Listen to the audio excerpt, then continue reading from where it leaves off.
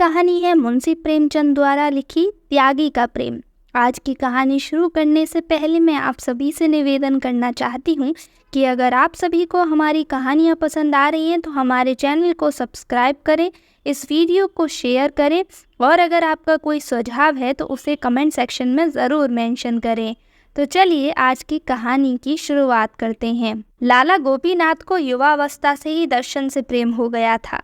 अभी वह intermediate class में ही थे और मील और ब्रॉकलेल के वैज्ञानिक विचार उनको कंठस्थ हो गए थे। उन्हें किसी प्रकार के विनोद प्रमोद से कोई रुचि नहीं थी, यहाँ तक कि कॉलेज के क्रिकेट मैचों में भी उनका कोई उत्साह नहीं था।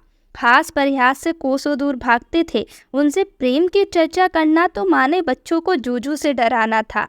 प्रातःकाल घर से निकल जाते और शहर से बाहर किसी संगन वृक्ष की छाया में बैठकर दर्शन का अध्ययन किया करते थे। काव्य, अलंकार, उपन्यास सभी को ताज्जुब से समझते थे।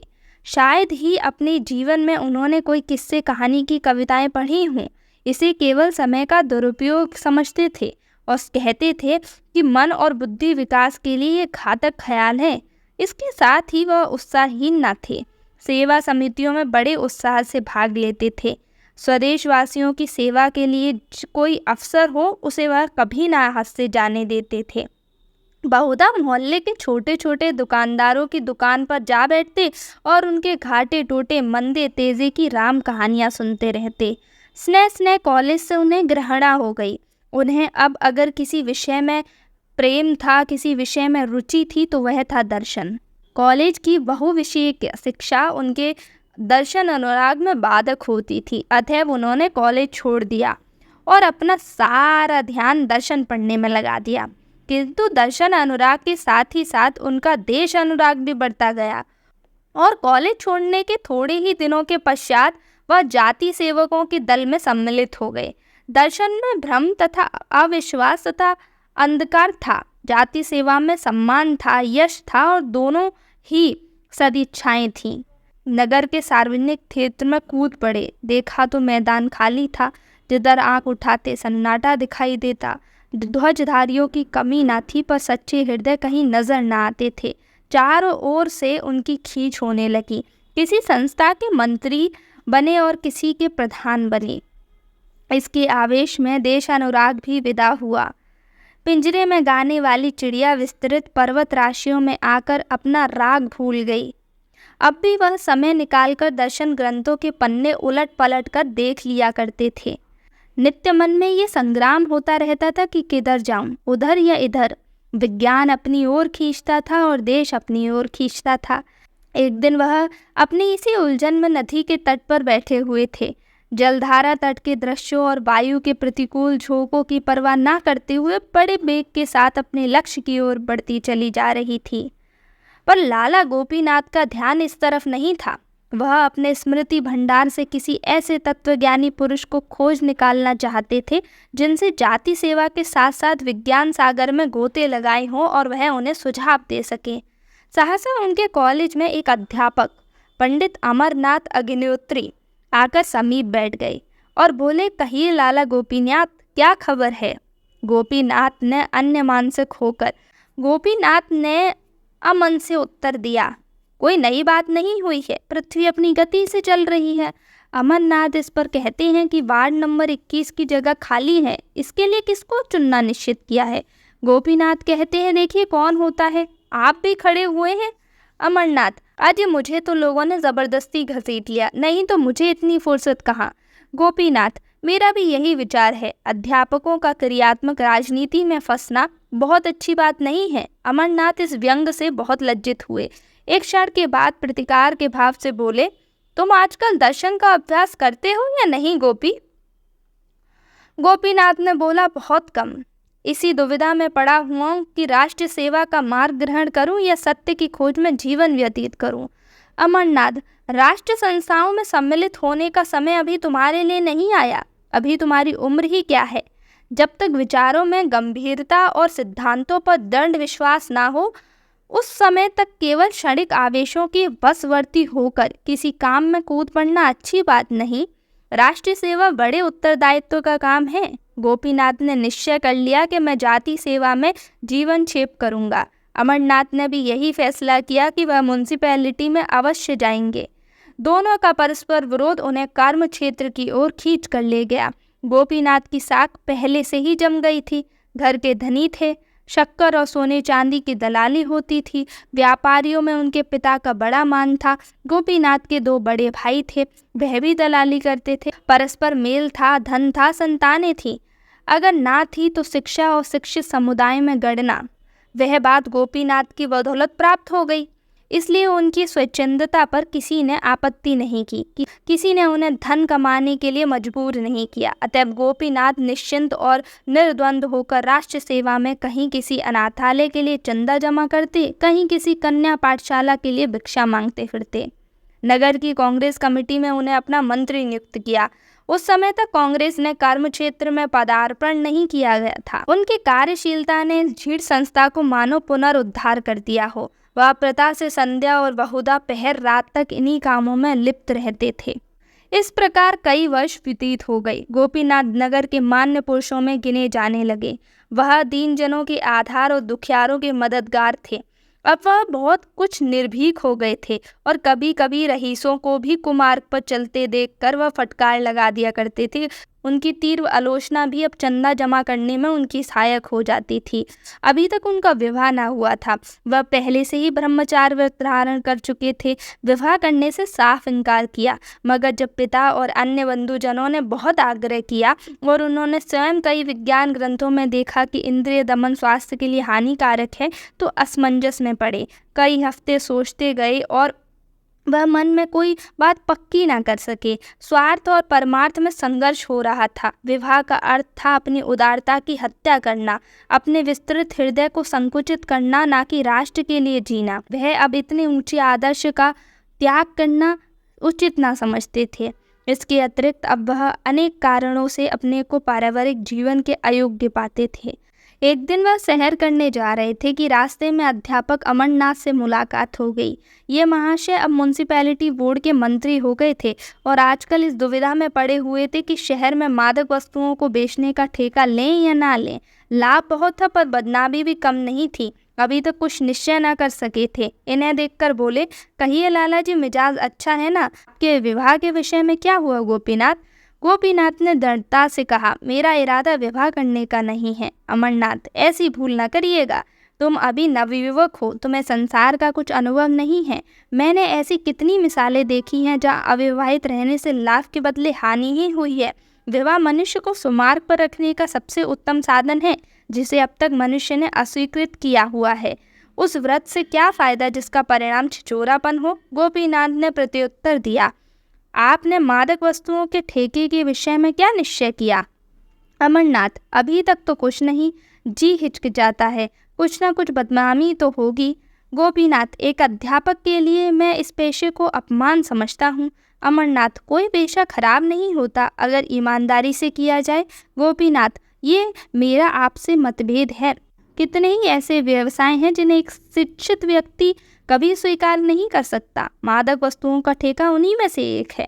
गोपीनाथ ने आकर अपने पिता से कहा, मैं कदापि विवाह न करूंगा। आप लोग मुझे विवश न करने, वरना पछताएंगे। अमरनाथ ने उसी दिन ठेके के लिए प्रार्थना पत्र भेज दिया और वह स्वीकृत भी हो गया।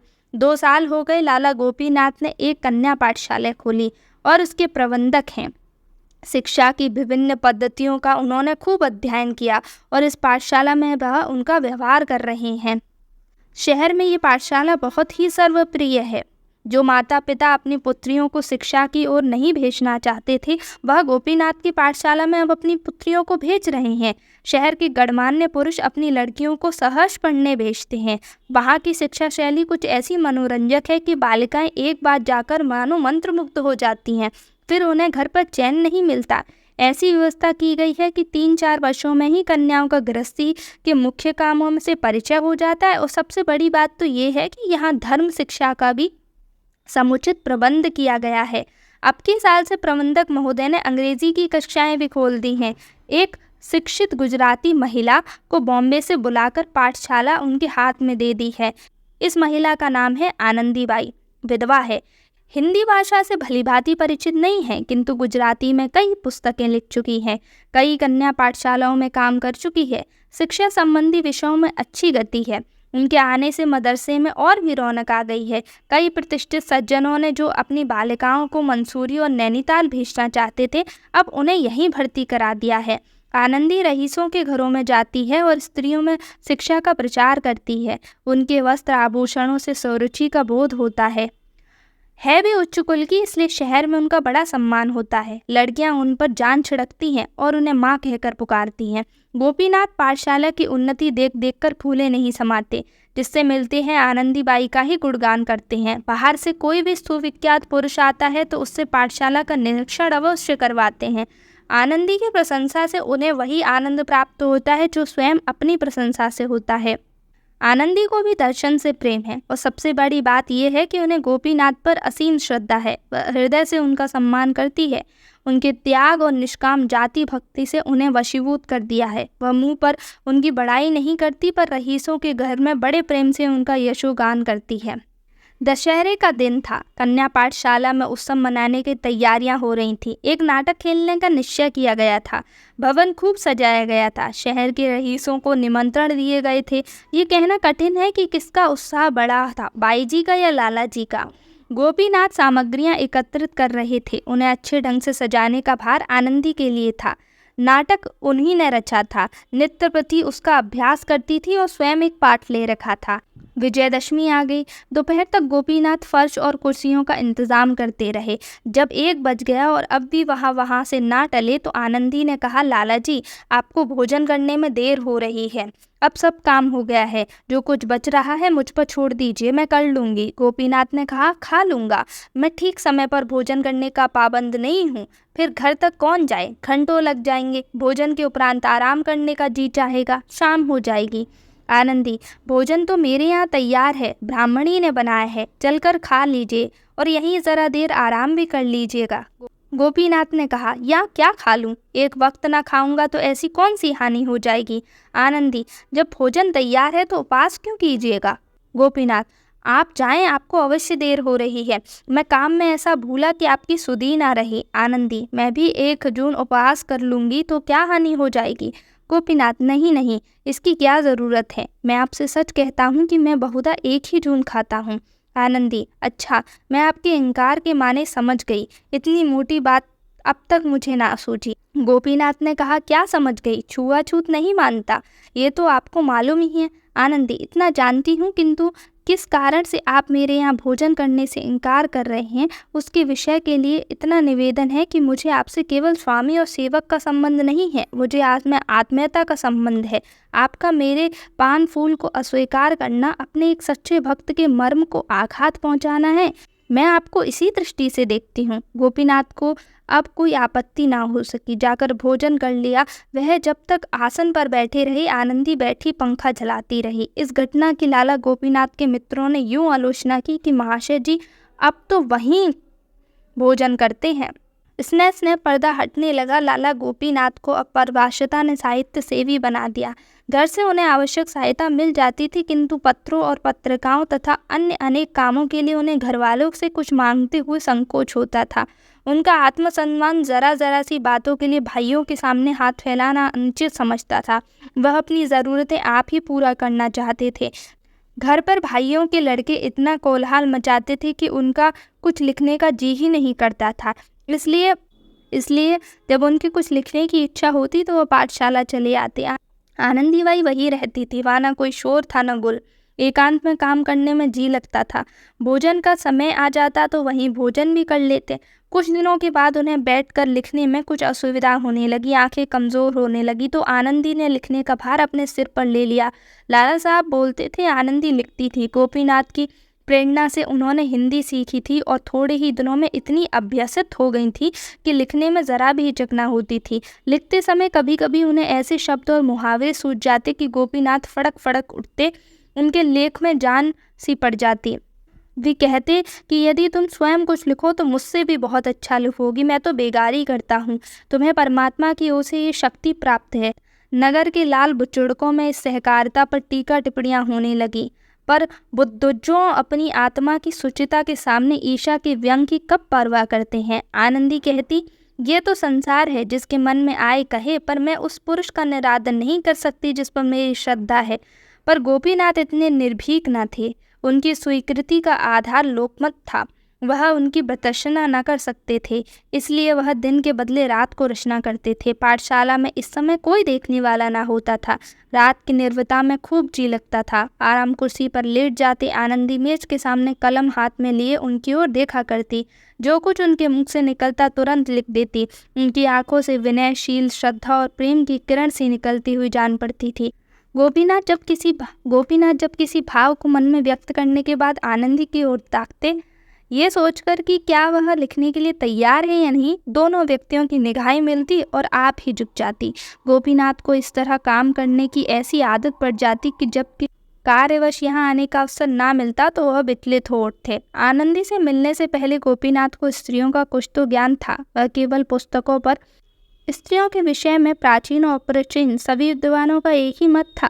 ये मायावी आत्मिक उन्नति की बाधक, परमार्थ की विरोधनी और वृत्तियों को कुमार्ग की ओर ले जाने वाली, हृदय को संकीर्ण बनाने वाली होती हैं। इन्हीं कारणों से उन्होंने मायावी जाति से अलग रहना ही श्रेयकर समझा था। किंतु अब अनुभव बतला रहा था कि स्त्रियां सन्मार्ग की ओर भी ले जा सकती हैं। उनमें सद्गुण भी होते हैं। वे कर्तव्य और सेवा के भावों को जागृत भी कर सकती हैं। तब उनके मन में प्रश्न उठता है कि यदि आनंदी से मेरा विवाह होता तो मुझे क्या आपत्ति हो सकती थी। उसके साथ तो मेरा जीवन बड़े आनंद से कट जाता। एक दिन वह आनंदी के यहाँ गए तो सिर में दर्द हो रहा था। कुछ लिखने की इच्छा न हो। आनंदी को इसका कारण मालूम हुआ तो उसने उनके सिर पर धीरे धीरे तेल मलना शुरू कर दिया। गोपीनाथ को उस समय अलौकिक सुख मिल रहा था। मन में प्रेम की तरंगें उठ रही थी। नेत्र, मुख, वाणी सभी प्रेम में पगे जाते थे। उसी दिन से उन्होंने आनंदी के यहाँ आना छोड़ दिया। एक सप्ताह बीत गया और आना आई। आनंदी ने लिखा, आपसे पाठशाला संबंधी कई विषयों में राय लेनी है, अवश्य आइए। तब भी ना गए। उसने फिर लिखा, मालूम होता है आप मुझसे नाराज़ हैं। मैंने जानबूझकर तो कोई ऐसा काम नहीं किया, लेकिन यदि वास्तव में आप नाराज़ हों तो मैं यहाँ रहना उचित नहीं समझती। अगर आप अब भी ना आएंगे तो मैं द्वितीय अध्यापक को चार्ज देकर यहाँ से चली जाऊँगी। गोपीनाथ पर इस धमकी का भी कुछ असर न हुआ। अब भी न गए। अंत में 2 महीने तक खींचे रहने के बाद उन्हें ज्ञात हुआ कि आनंदी बीमार है और 2 दिन से पाठशाला नहीं आ सकी। तब वह किसी तर्क या युक्ति से अपने आप को रोक ना सके। पाठशाला में आए और कुछ झिझकते सकुचाते हुए आनंदी के कमरे में कदम रखा। देखा तो चुपचाप पड़ी हुई थी। मुख पीला तथा शरीर गुल गया था। उसने उनकी ओर दया प्रार्थी नेत्रों से देखा। उठना चाहा पर अशक्ति ने उठने ना दिया। गोपीनाथ ने अर्धकंठ से कहा, लेटी रहो, उठने की ज़रूरत नहीं है, मैं बैठ जाता हूँ। डॉक्टर साहब आए थे? मिश्रायन ने कहा, जी हाँ, 2 बार आए थे, दवा दे गए हैं। गोपीनाथ ने नुस्खा देखा। डॉक्टरी का साधारण ज्ञान था। नुस्खे से ज्ञात हुआ हृदय रोग है। औषधियाँ सभी पुष्टकारी और बलवर्धक भी थीं। आनंदी की ओर फिर देखा। उसकी आंखों से अश्रुधारा बह रही थी। उसका गला भी भर आया। गदगद होकर बोले, आनंदी, तुमने मुझे पहले इसकी सूचना ना दी, नहीं तो रोग इतना ना बढ़ने पाता। आनंदी, कोई बात नहीं है, अच्छी हो जाऊंगी, जल्द ही अच्छी हो जाऊंगी। मर भी जाऊंगी तो कौन रोने वाला बैठा है। ये कहते कहते वह फूट फूट कर रोने लगी। गोपीनाथ दार्शनिक थे, पर अभी तक उनके मन में कोमल भाव स्थिर ना हुए थे। कंपित स्वर में बोले, आनंदी, संसार में कम से कम एक ऐसा आदमी है जो तुम्हारे लिए अपने प्राण तक दे देगा। ये कहते कहते वह रुक गए। उन्हें अपने शब्द और भाव कुछ भद्दे लगे। अपने मनोभावों को प्रकट करने के लिए वह इन सराहनीय शब्दों की अपेक्षा कई अधिक काव्य में रसपूर्ण अनुरक्त शब्दों का व्यवहार करना चाहते थे, पर वह इस वक्त याद न पड़े। आनंदी ने पुलकित होकर कहा, 2 महीने तक किस पर छोड़ दिया था गोपीनाथ? इन 2 महीनों में मेरी जो दशा थी वह मैं ही जानता हूँ।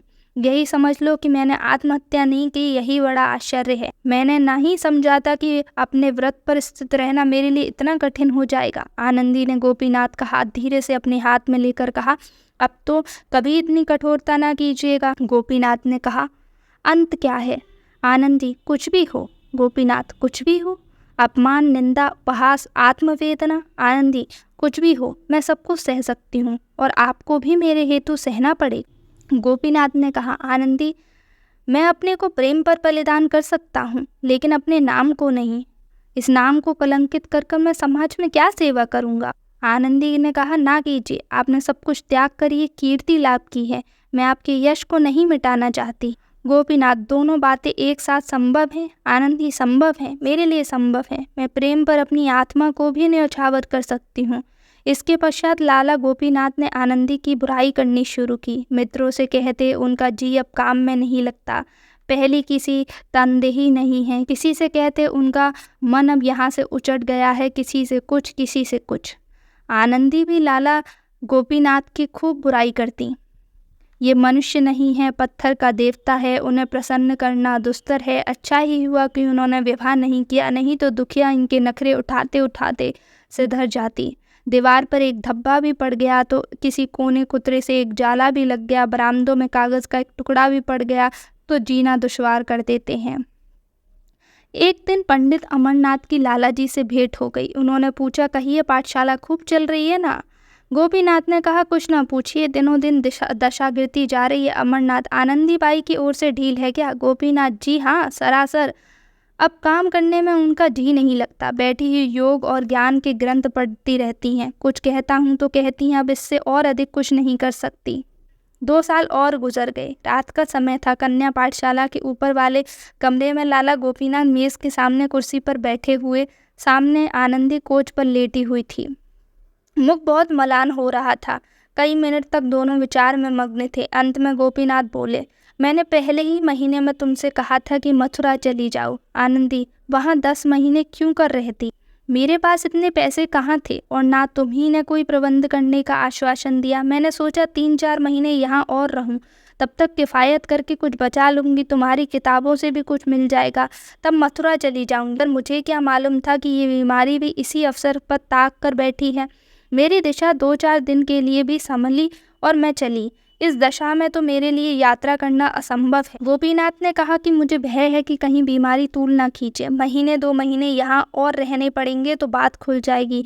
आनंदी चिढ़कर, खुल जाएगी, खुल जाए, अब इससे कहाँ तक डरूं? गोपीनाथ, मैं भी नहीं डरता, अगर मेरे कारण नगर की कई संस्थाओं का जीवन संकट में ना पड़ जाता, इसलिए मैं बदनामी से डरता हूँ। समाज की ये बंधन निरे पाखंड हैं, मैं उन्हें संपूर्णतः अन्याय समझता हूँ।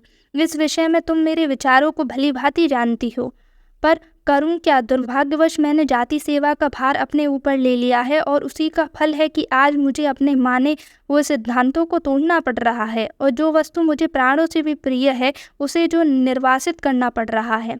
किंतु आनंदी की दशा संभालने की जगह दिनों दिन गिरती गई। कमजोरी से उठना बैठना कठिन हो गया।